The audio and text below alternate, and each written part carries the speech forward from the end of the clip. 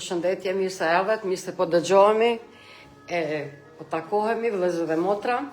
Ja është tema e 14 nga Triangle Message të pastor Stefan Born dhe kemi një temë shumë të rëndësishme, damka e bishës, është pjesa e parë, e herën e ardhshme do të vazhdojmë me pjesën e dytë, The Mark of the Beast. Cila është The Mark of the Beast? Do e shtjellojmë dhe shpjegojmë sonte, andaj pa humbur kohë, pra ftojmë prezencën e Zotit dhe lutemi, pra duke u pa kështu live, edhe ku të qeni lutem, ndoshta besoj që jeni mirë, ndoshta ju shërben fyti e zëri, mu jo sonte bashkë mirë, por mendimin e Zotit, edhe jo, do shkoj mirë. O Zotin ndoshtur, ndera lavdeta takon ty, faleminderit për fjalën tënde, faleminderit për Biblën, e faleminderit për lajmin e tre angjujve dhe këtë porosi që ke për ne, vula e damkes. Çfarë është? Na ndihmo Zot, mund ta shpjegojmë mirë, ta kuptojnë njerëzit, mos ta keq kuptojnë, por ta kuptojnë si duhet dhe ta besojnë, pranojnë dhe ti me mëshirën tënde të shëndrit në jetët e zemrat e të gjithë neve. Bekona jetën, shnetën, familjen, kohën, punën, financat, çdo gjë që kemi, o Zot, ta dorëzojmë ty në mëshirën, dashurinë, mirësinë tënde, në emrin të Atit, Birit, Shpirtit Shajt për gjithmonë. Amen. Amen. Me lejen tuaj, unë do e kthej atje, që të mund t'i përcjellim si zakonisht tekstet, vargjet dhe ndonjë ilustrim, sepse është me rëndësi që të kuptojmë dhe të shohim më mirë. The Mark of the Beast, apo damka e bishës, pjesa parë nga Stefan Borni, pra, pasi që ju lutem Zotit, tani do kush është bisha, ne kemi folur veç më herët, nëse i kujtohet nga libri Danieli, kapitulli 7, ato 4 mbretëri, babilonese, medo-persiane, greke dhe romake. Dhe duke identifikuar se tek bisha e 4, pra tek këmbët e trupores, kapitulli Danieli kapitulli 2, apo bishat te Danieli 7, flet për bririn e vogël, i cili dul në mes të 10 brirëve, por si kishte gojen dhe syt dhe fliste gjëra të mëdha, duke identifikuar se ky është papati i Romës, si është sistemi, institucioni, dhe kemi të bëjmë pra me këtë. Ju lutem, nuk është fjala për të krishterët katolik, por për sistemin e papatit të Romës, shumë nga ata që janë të jetë të përkushtuar dhe të devotshëm, por nuk i din këto gjëra se çfarë thot Bibla dhe historia. Pra, kemi të bëjmë me bishën e cila është paraqitur tek Danieli si briri vogël, me sy, tham, dhe me gojë që fliste gjëra të mëdha, dhe te zbulesa 13 është paraqitur me bishën e cila del nga uji, e cila ka një trup, por ka 7 krena dhe 10 kurora. Këto janë simbole, krahasime, shëmbëltyra biblike që duhet kuptu ashtu se si duhet. Cila është vula e damkes dhe si mund ta mos marrim, si mund të mbrohemi nga kjo, po kjo është çështja, si mund të mbrohemi. Së pari duhet të kuptojmë diçka shumë e rëndësishme, e kjo është se e tër lufta e armikut është kundër 10 urdhërimeve, dhe këtu është problemi, se armiku nuk i do 10 urdhërimet, gjithmonë i ka luftu dhe do t'i lufton deri në fund edhe këtë pak kohë që i ka mbet. Pikërisht që Zoti i shkroi me dorën e vet dhe ja dha Mojsiut në malin Sinai, dhe testi I fundit në historinë e njerëzimit do të jetë rreth adhurimit. Pikërisht rreth kësaj çështje, rreth urdhërës së 4. Pse? Do e shpjegojmë tani në vazhdim.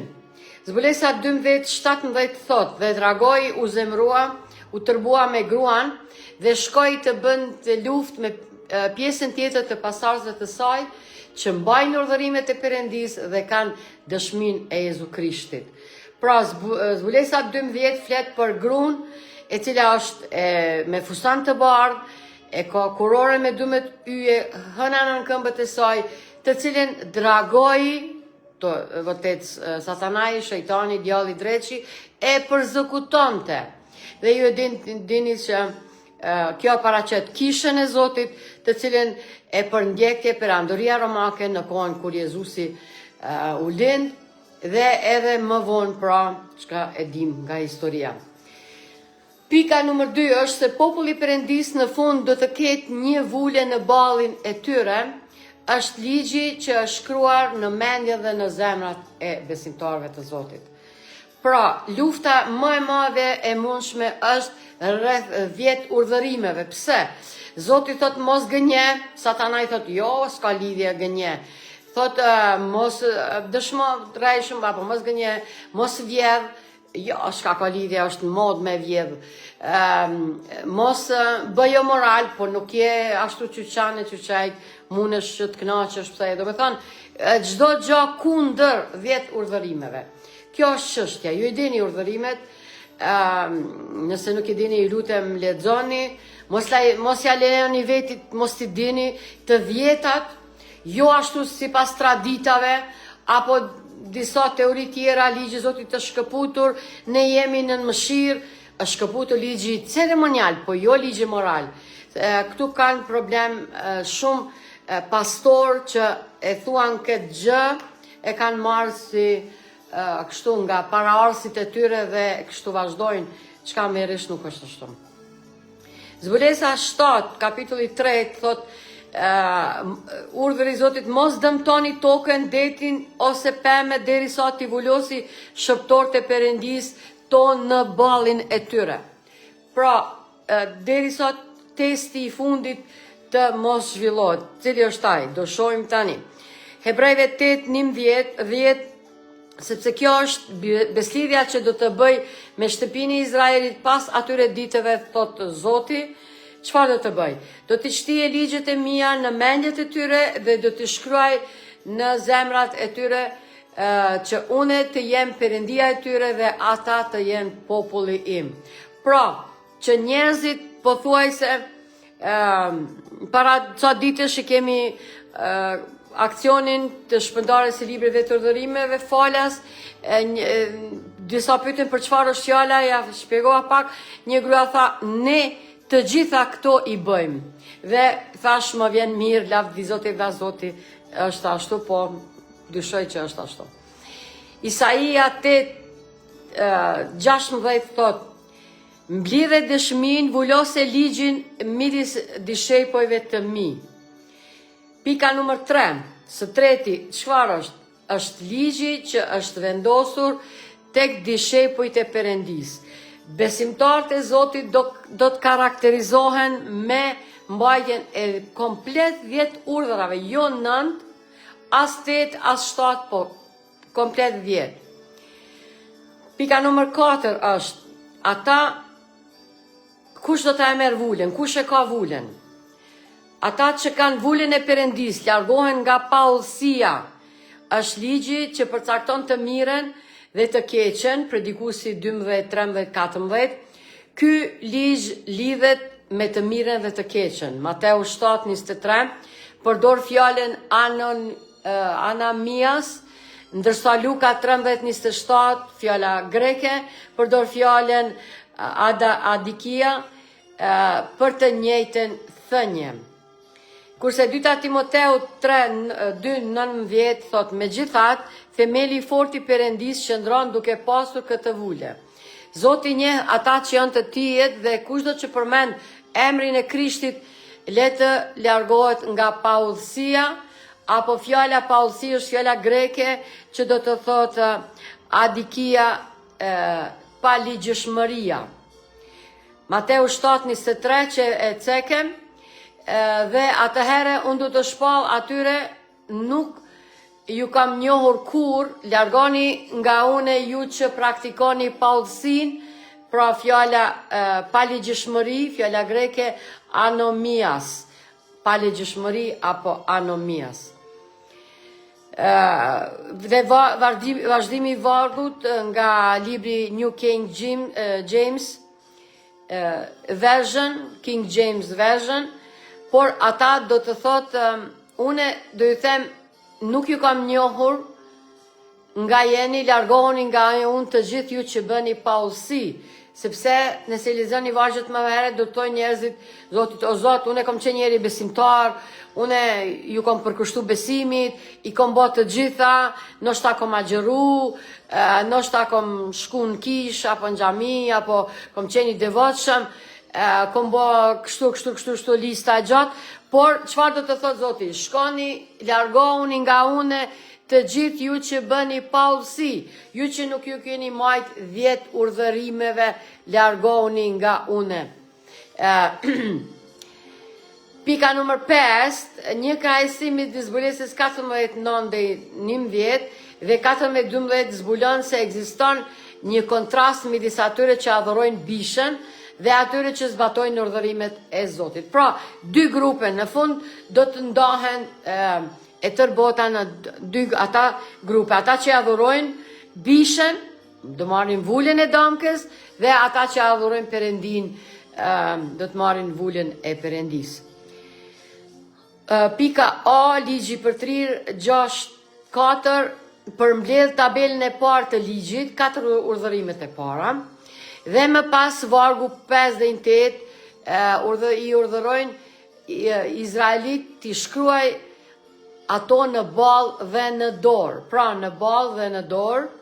Ligji për 3:6-8 vazhdon, Izrael, dëgjoj Izrael, Zoti Perëndia ynë është një i vetmi, do ta duash Zotin Perëndin tënd me gjithë zemrën tënde, me gjithë shpirtin dhe me gjithë forcën tënde.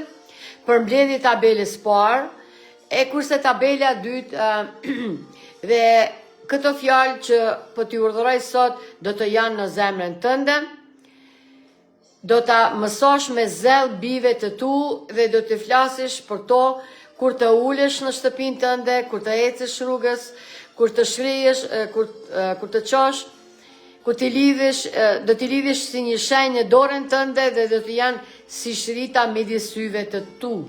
Pra, si shrita midis syve të tu. Pika B, çështja në kohën e fundit ka të bëjë me adhurimin. Si që thot ishte të Danieli, kemi thënë këto, ju kujtohet Danieli 3:11, përsëritet vetëm të Danieli 3:11, 11 herë, në kapitullin 3, 6 urdhërimet e fundit kanë të bëjë me marrëdhënien horizontale me disqenjeve njerëzore, 4 urdhërimet e para përshkruajnë marrëdhënien tonë vertikale me Perëndin. Kurse zbulesa 13:18 thotë, do të adhurojnë të gjithë ata që banojnë mbi tokë emrat e cilëve nuk janë shkruar në librin e jetës, se qengjit të vrarë që nga themelimi i botës. Kurse vargu në kapitullin 13, vargu 12 edhe 15 thotë, dhe ai ushtron gjithë autoritetin e bishës së parë në praninë të tij dhe bën që toka dhe ata që banojnë në të adhurojnë bishën e parë. Plaga vdekjepruese e secilës u shëruam. Ati ju dha fuqit të jepte frymë shëmbullesës së bishës, që shëmbëltyra e bishës të fliste dhe të bënte që të gjithë ata që nuk do të adhurojnë shëmbëltyrën e bishës të vriteshin. Pra, nuk është çështje thjesht, është çështje mjaft e komplikuar, sepse lufta mes jetës dhe vdekjes, sepse bisha është bish dhe ajo vepron ashtu si në të kalumen edhe në fund, do t'jetë e njëjta gjë. Zbulesa 13:4 thot, dhe adhuruan bishën që i dha autoritet, dragojnë që i dha autoritet bishës dhe adhuruan bishën duke thënë, kush i ngjan bishës, kush mund të luftoj kundër saj. Kurse Engjulli i tretë tek zbulesa 14, që është vargu themelor për cilin jemi të folë për gjatë tërë këtij seriali, zbulesa 14:9 deri 11 thot. Pastaj një engjëll i tretë i ndoqi duke thënë me zë të lashtë, nëse ndikush adhuron bishën dhe shëmbëltyrën e saj, do të merr damken në ballë ose në dorë. Dhe nuk do të ketë pushim as ditë as natë ata që adhurojnë bishën dhe shëmbëltyrën e saj, dhe kushdo që merr damken e emrit të saj. Kushdo që merr damken e emrit të saj. E treta, kapitulli 13 flet për adhurimin e rrem ndaj bishës dhe shëmbëltyrës së saj dhe për marrjen e damkes. Në të kundërt, kapitulli 14:6-7 i bën thirrje popullit të Perëndisë të adhurojë Perëndin krijues. Nëse nuk e adhuroni krijuesin, do të përfundoni duke adhuruar bishën. Pra, ose do adhurojmë krijuesin, ose bishën. Rrugë tjetër tretë mes nuk ka.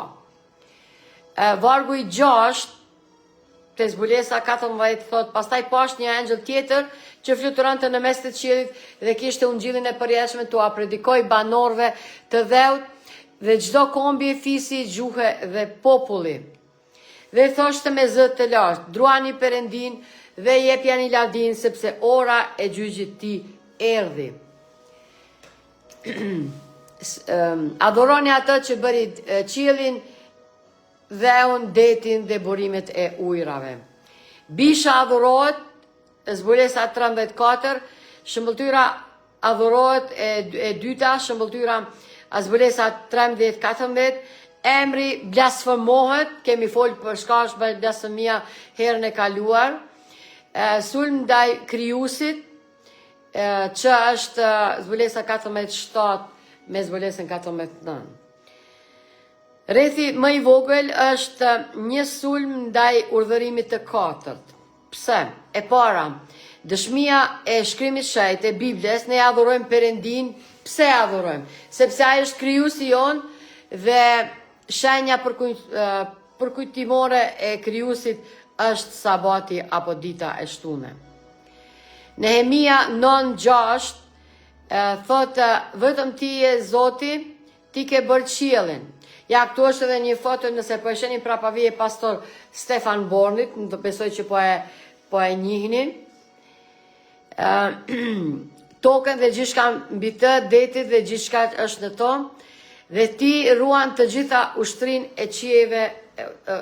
e qiejve të adhuron, kurse Psalmi 95:6 ejani, pra është psalmi, ky është psalmi jon që këto ditë edhe na dha Zoti, falenderojmë. Dhe besojmë që do të realizohet plani i tij me këtë psalm të bukur që na dha. Ejani, le të adhurojmë dhe të përkulemi, le të gjunjëzohemi para krijuesit ton. Amen.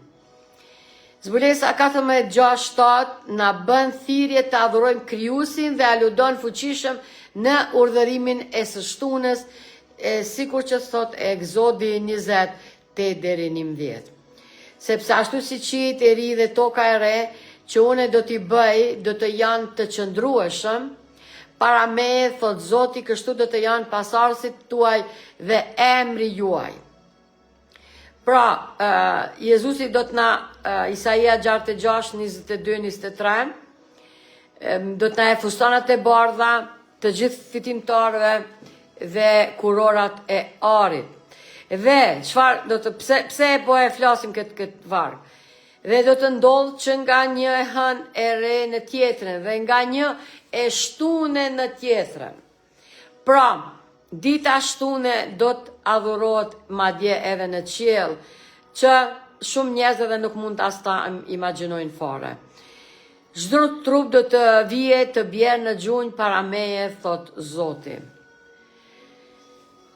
Kështu Biblia fillon dhe kështu përfundon. Zanafilla kapitulli 2 vargu 2-3. Perëndia e vendosi firmen e tij në javën e krijimit duke pushuar ditën e shabatit apo ditën e shtunën. Klauzula motivuese në urdhërimin e katërt shpjegon se e shtuna identifikon se kush e krijoi botën dhe gjithçka është në të. Një artist në shkruan librin në fund të punës së tij, ai në shkrim e identifikon artistin. Ashtu e dita shtune e identifikon krijuesin. Pra, ky moment i bukur, madhështor, dhe them të drejtën unesar që e shoh kështu shumë motivona dhe prekna se si krijuesi erdhe na formoi nga dheu dhe na dha frymën edhe ne u bëm nga dheu u bëm qenje e gjallë. Zbules Zanafila 2 nga vargu 1 thot kështu përfunduan qielli dhe toka dhe tërë ushtria e tyre, ndërkaq ditën e 7 Perëndia mbaroi veprën që kishte kryer dhe ditën e 7 u çlodh nga gjithë vepra që kishte kryer. Dhe Perëndia bekoi ditën e 7 dhe e shejtroi sepse atë ditë Perëndia u çlodh nga gjithë veprat që kishte krijuar dhe kryer.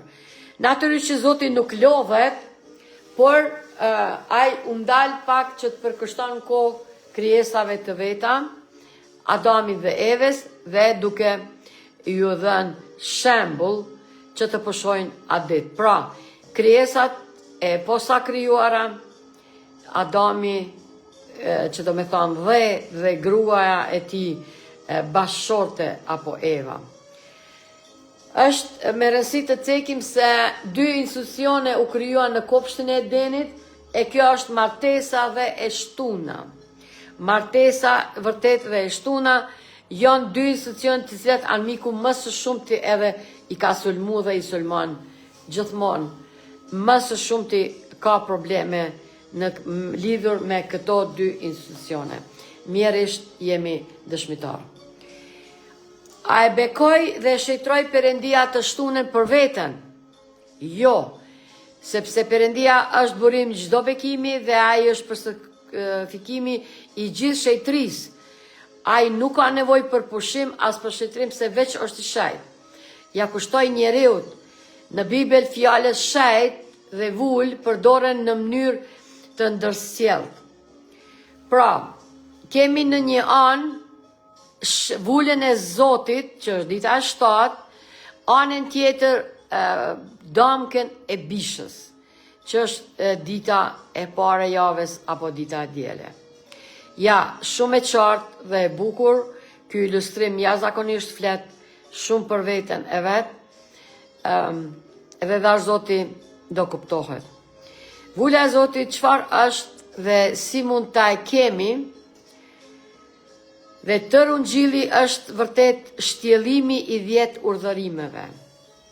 Pra, që të mbajmë 10 urdhërimet nuk është legalizëm, por është rregullore e Zotit e cila, që thot Biblia, lëm ata që i mbajnë urdhërimet se kanë paqe, janë paqe me vetveten. Vula duhet të ketë, që t'jetë një vul, duhet ta ketë emrin, duhet ta ketë titullin dhe territorin e veprimtarisë. Pra, si është vula e shtunja vule? Ja, emrin e cilin e ka Zoti Perëndi, pika numër 2, cili është titulli që e ka, është krijues. Pika numër 3, çfarë ka kriju, çfarë veprimtari e ka, territori është qielli dhe toka. Andaj, e vetmja urdhër që i ka të gjitha këto është dita e 7, dita e shtune, dita e sabatit. Sabat hebraisht që do të thot pushim. Kurse Egzodi, libri 2 Timojsiut 31:17, është një shenjë midis meje dhe bijve të Izraelit, përgjithmonë, sepse në 6 ditë Zoti krijoi qiellin dhe tokën dhe ditën e 7 pushoi dhe u freskua. Pushoi dhe u freskua. Kurse Romakëve 4:11 thot, dhe ai mori shenjën e rrethprerjes, një vul të drejtësisë së besimit që kishte ndërsa ishte ende i pa rrethprer. Egzodi 31:17 thot, sabati përkushtohet si një shenjë midis Perëndisë dhe Izraelit. Por jo vetëm Izraelit, por sepse Adami e Eva nuk ishin Izraelit. Adami e Eva ishin vetëm njerëz, andaj Jezusi thotë shtuna bë për njeriun, për të gjitha kombet dhe kombësit të gjitha kohrat. Ezekieli 20, vargu 20 thotë gjithashtu dhash atyre të shtunat e mia, me qëllim që të ishin një shenjë midis meje dhe atyre, që të njihni që unë jam Zoti që i shëjtroj. Ezekieli 20. Ezekieli 8, 16, 17 është një kontrast me Ezekielin 9:4. Kurse Ezekieli 20, 12 thot, shëjtroj shtunat e mia dhe ato do të janë një shenjë midis meje dhe jush, që të dijeni se unë jam Zoti Perëndia juaj. Kurse te Ezekieli 8, 16, 17 çfarë ka ndodhur? E kemi thënë edhe më herët nëse ju kujtohet. Kështu që ai më çoi në oborrin e brendshëm të shtëpisë së Zotit, midis popullit të Zotit, të Perëndisë. Dhe atje në derën e tempullit të Zotit, midis portikullit dhe altarit, ishin rreth 25 burra. Këta burra nuk ishin burra të thjeshtë, ishin udhëheqësit e popullit, me shpinë nga tempulli i Zotit dhe me fytyrat nga lindja, dhe po adhuronin diellin nga lindja. Pra, për gjatë robërisë babilonase, mandej medo-persiane, populli, një pjesë e popullit të Zotit filloi të devijoj dhe filluan të adhurojnë, sikur popujt ku ata jetonin, të adhurojnë diellin. Neveria më e madhe ishte se udhëheqësit fetar po adhuronin diellin nga lindja. Në të kundërt, ata që përshpëritnin dhe qanin për shkak të atyre neverive morën vullën në ballë. Pra, një pjesë popullit e cila e kuptonte që kjo është gabim, që udhëheqësit fetar bëjnë gabim dhe luteshin dhe qanin për udhëheqësit e tyre fetar që kanë deviju. Pse? E adhuronin diellin ashtu siç e adhuronte edhe populli ku ata jetonin. Pra, me dëpërsi, ata luteshin dhe agjeronin dhe qanin se kishin në zemër shpëtimin e këtyre njerëzve fetarve, udhëheqësve fetar të tyre që devijuan. Dhe ata u volosën, ata shpëtuan. Jerusalemi u shkatrua sepse e shtuna u përdhos, u bë e pashajt. Dhe pastor Stefan Boni thot, po si të thuash pastor, Jerusalemi u shkatrua për shkak se hebrejnët nuk ju përmban së shtunës, dhe ai thot po, dhe vërtet Biblia thot ashtu. Kurse vargu 17 thot, dhe ai më tha, a e ke pa këtë, o bir njeriu? A është një gjë e vogël për shtëpinë e Judes të kryejnë nevrit, fjala kyçi në Zbules 13, që thot neveri, që ata kryen këtu, sepse e kanë mbushur vendin me dhunë. Pastaj janë kthyer për të më zemruar, zemrimi i Perëndis në Zbules, madje e kanë quar degen te hunda e tyre. Ezekieli 9:4 thot, dhe Zoti i tha, kalo në përmes të qytetit, në përmes të Jerusalemit, dhe ver një shenjë në ballin e njerëzve që pshëretin dhe vajtojnë për të gjitha neverit që bëhen brenda tij. Pra, ata që nuk ju kanë përull diellit, i dhujtarive të popujve të tyre, po më kërkojnë mu, ata vullosi në ballin e tyre. Dhe Jeremia 17:27 thot, por nëse nuk do të më dëgjoni për të shëjtruar ditën e shabatit, apo ditën e shtune, si për shembull të mos mbani bar, kur hyni në për portat e Jerusalemit ditën e shabatit, atëherë unë do të ndez një zjarr në portat e tij dhe ai do të përpi pallatet e Jerusalemit dhe nuk do të shuhet. Zbulesa e trajton këtë kapitull 7 dhe kapitullin 3, në kapitullin 7 dhe në kapitullin 13, 16, 17 dhe me kapitullin 14, ku shihet përsëri kontrasti midis atyre që kanë vullën e Perëndis dhe atyre që kanë dëmkën e bishës. Si hyri e diela në kishën e Krishtër. nga pagzimi nëpërmjet Konstantinit. Është e njëjta ditë e diellit si tek Ezekieli. A është e njëjta gjë të adhurosh diellin se të adhurosh ditën e diellit.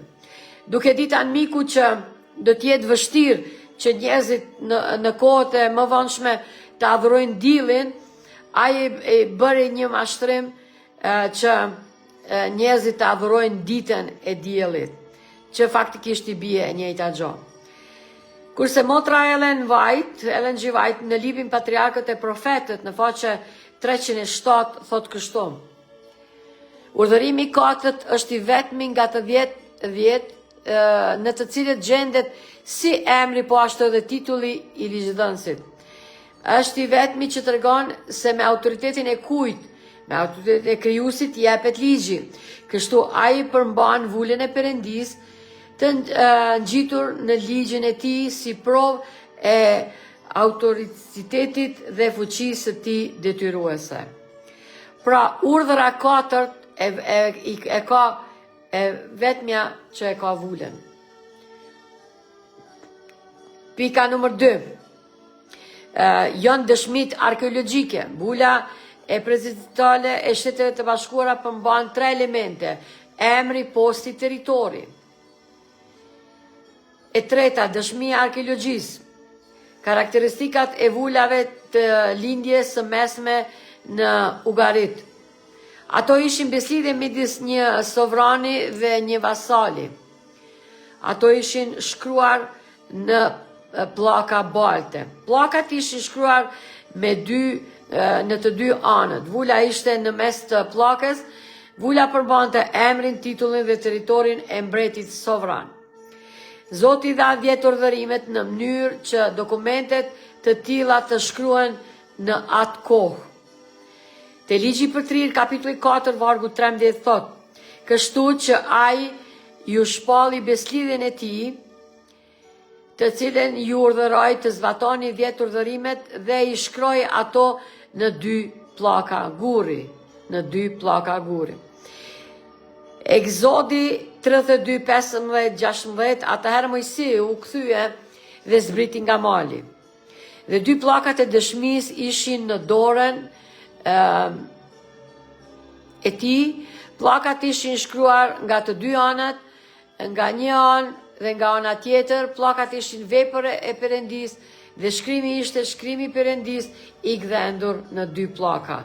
Pra, këto janë që Mojsiu tani ka këtu në dorë, 2 pllakat që ai i shkroi Zoti pra nga 2 anët.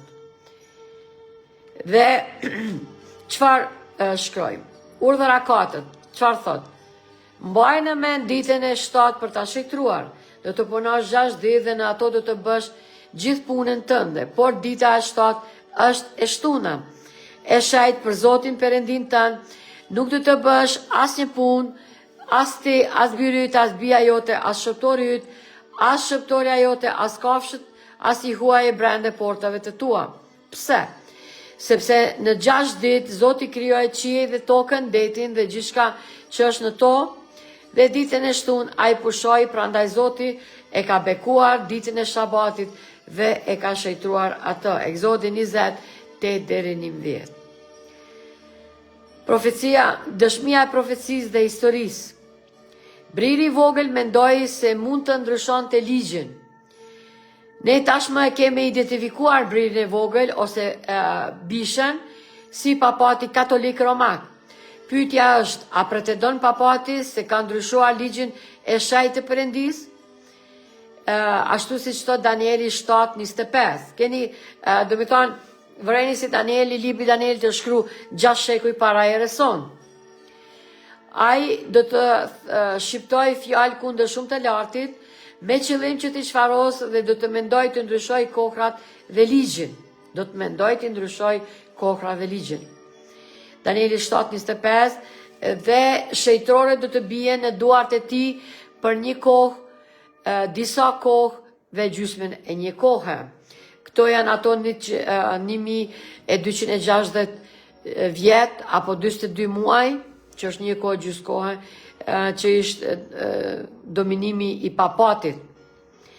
Kurse autori John Glimari Shea, i cili jetoi në vitin 1824 dhe 1892, i cili ishte një historian i rëndësishëm katolik romak i kohës së tij, thot: për shekuj me radhë të gjitha kombet e krishtera u drejtoheshin kishës katolike, dhe siç e kemi parë,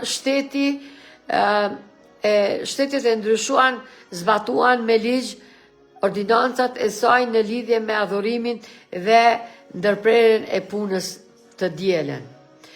Protestantizmi, duke hedhur poshtë autoritetin e kishës, çka bëri shumë mirë, nuk ka asnjë arsye të mirë për teorinë e tij së dielës dhe logjikisht duhet ta mbajë të shtunën si shabat, si pushim. Pra, protestantizmi duhet të mbajë të shtunën, thot i nderuari zotri, pra emrit John Gilmari Shea, historian katolik, dhe vazhdon. Shteti duke miratuar ligje për shtetërimin e duhur të së dielës, po pranon pa dashje autoritetin e kishës katolike dhe po zbaton pak a shumë me besnikri urdhërimin e saj. E diela, si një ditë e javës e caktuar për adhurim publik të detyrueshëm të pranisë plotfuqishëm, është thjesht një krijim i kishës katolike. Thot i nderuari John Gilmari Shea, i cili ishte pra një historian i rëndësishëm i kishës katolike së kohës së tij, në librin The American Catholic Quality Review, i botimi vitit 1883, në faqen 139. Kurse në edicion tjetër, Our Sunday Visitor, është revistë e rëndësishme me ndikim katolik romak në Shtetet e Bashkuara të Amerikës, Our Sunday Visitor, me 5 shkurt të vitit 1950, thot: protestantët e pranojnë të dielën në vend të së shtunës si ditën e adhurimit publik, pasi kisha katolike bëri ndryshimin. Por mendja protestante nuk duket se e kupton se duke pranuar Biblen, duke respektuar të dielën, ata po pranojnë autoritetin e zëdhënësit të kishës, papes. Pra papes, Our Sunday Visitor, botim nga viti 1950 me 5 shkurt. Kurse i nderuari Louis G. Seguar, i cili jetoi nga 1820 dhe 1881, i cili ishte një prolat dhe apologjet franqez katolik romak dhe me vonë një zyrtar diplomatik dhe gjyqësor në Rom, thot kështu: pyetja, çfarë autoriteti biblik ekziston për ndryshimin e shabatit nga dita e shtunë në ditën e parë të javës? Kush i dha papes autoritetin për të ndryshuar një urdhër të Zotit? Përgjigja ishte kisha katolike, që ajo që me autoritetin e Jezu Krishtit e ka transformuar këtë. Edhe që Jezusi nuk e ka jep këtë autoritet, por ajo e ka marrë vetë. Pushim në të dielën. Kështu respektimi së dielës nga protestantët është një homazh që ata i bëjnë, pavarësisht nga vetja autoritet të kishës katolike.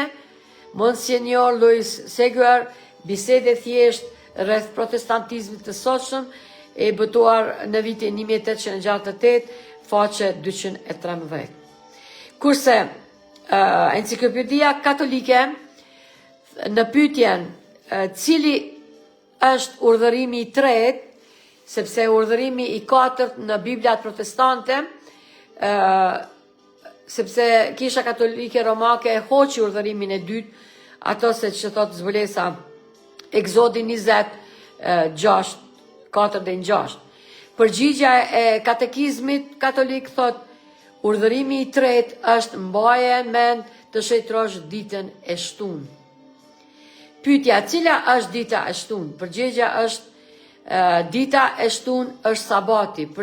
Pyetja, pse e respektojmë të dielën në vend të së shtunës? përgjigja e enciklopedisë katolike thot: Kisha katolike pasi ndryshoi ditën e pushimit nga e shtuna, dita e 7 e javës, në të dielën, ditën e parë, bëri që urdhri i tretë të reflektoj, të referohej ditës së dielën si ditë që duhet të mbahet dita e Zotit. Enciklopedia katolike, volumeni 4, faqe 153. Pra,